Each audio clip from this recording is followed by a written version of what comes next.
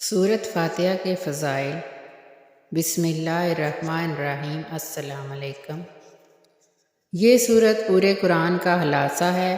اس کو ام القرآن، ام الکتاب، سبع مثانی اور قرآن عظیم بھی کہا جاتا ہے۔ اس سورت کا آغاز بسم اللہ سے ہوتا ہے اور ایک روایت کے مطابق یہ قرآن پاک کی افضل ترین سورت ہے۔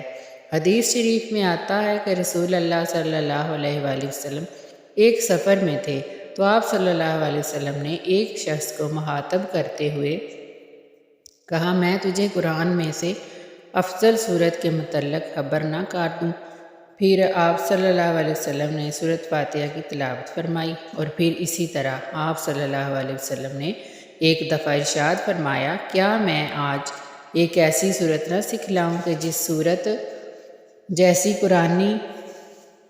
سورت جیسی کسی آسمانی کتاب میں کبھی نازل نہیں ہوئی۔ صحابی نے کہا، اللہ کے رسول ضرور بیان فرمائیے۔